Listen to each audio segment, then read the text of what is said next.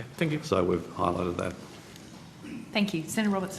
Thank you, Chair. Thank you for being here this morning. Now, I understand one of my staff called you yesterday. Yes, it was. And he had a very pleasant talk. Thank you very much for opening the door there.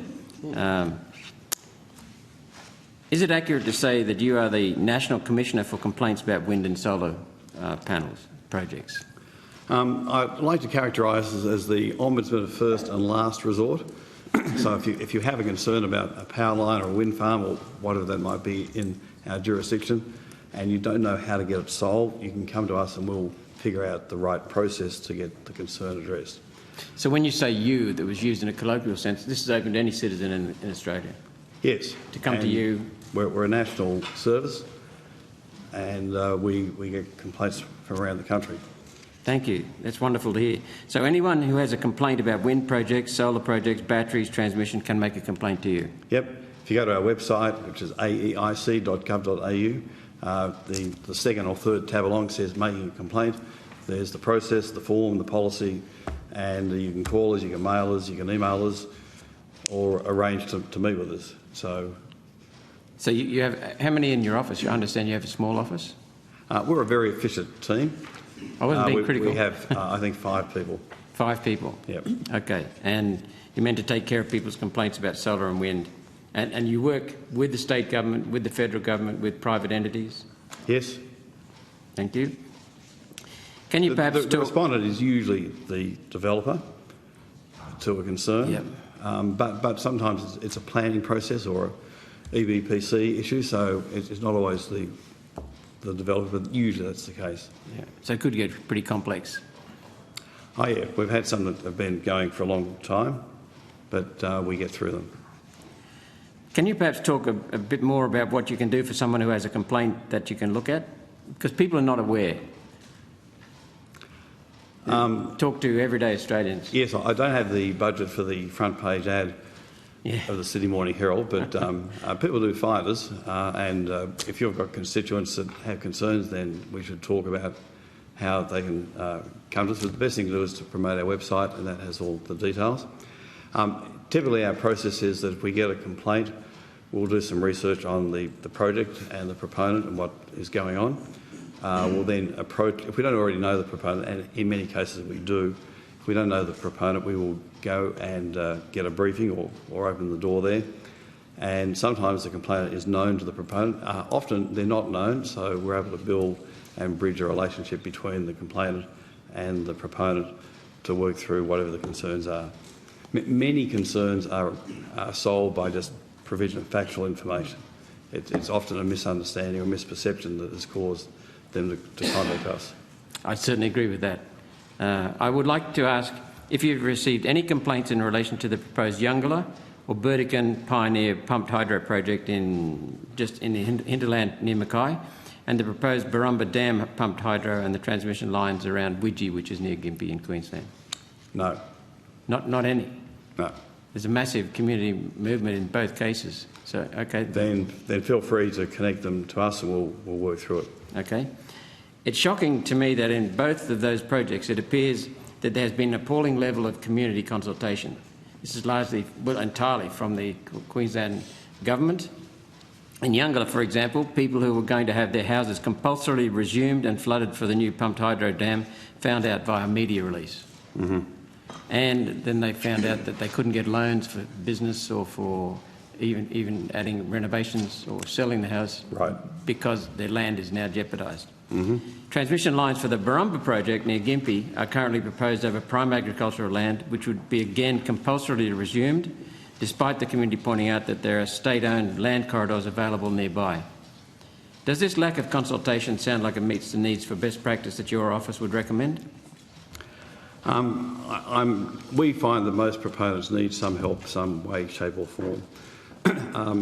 I did have a look last night at the Queensland Hydro website, and it didn't jump out to me how you might make a complaint, for example.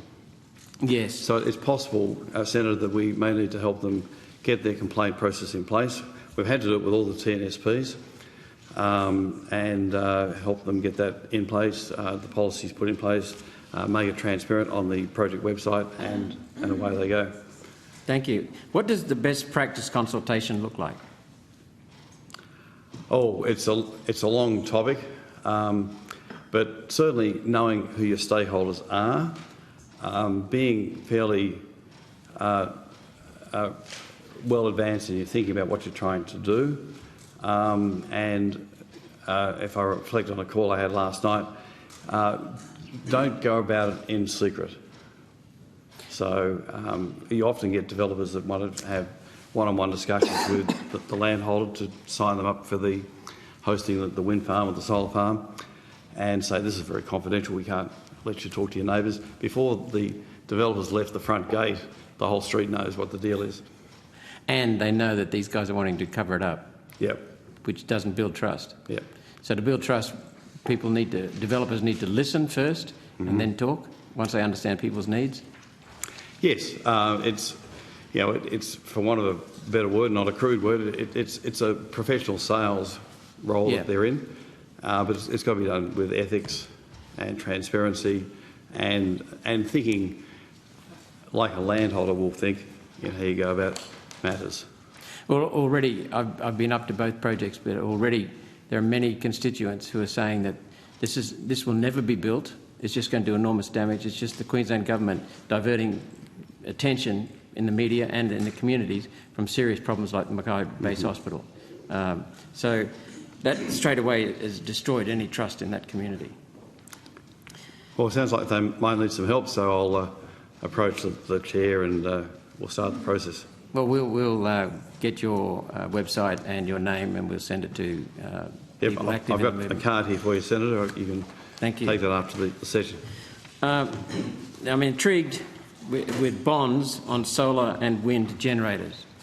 Now, in the coal industry, every acre that a surface mine uncovers, the coal owner has to provide a bond, the coal company has to provide a bond to the government. And then it doesn't get that bond back until the land is fully reclaimed. And sometimes the reclaimed land is far more productive and far cleaner than the original scrub. What is the bond on solar and wind generators? Well, it's up to the commercial arrangement between the landholder and the proponent. It's no different to you owning the milk bar as a commercial landlord down the main street of town. If the tenant defaults and leaves the building, you're stuck with the Bay Marie. Right, so without a bond, at the end of the life, solar and wind generators can just walk away from it. So where are the funds to ensure remediation? Oh, so some landholders are quite savvy, and I've seen everything from bank guarantees to bonds being in place, but it's not across the board. It's not to say it's not happening and not being done, but it needs to be a standard practice. So there is a standard in the coal mining industry, but there's no standard in the solar and wind industry. Something I've advocated for a long time, it's in Section 8 of my report in Appendix A, is the need to have licensed developers that are accredited to have the skills to carry out the process, as we're doing in offshore wind, and also that the area itself that is being prospected has been sanctioned ahead of time. Chair, I just want to put on the record that I appreciate Mr Dyer's frank and complete comments and his just openness, so it's much appreciated.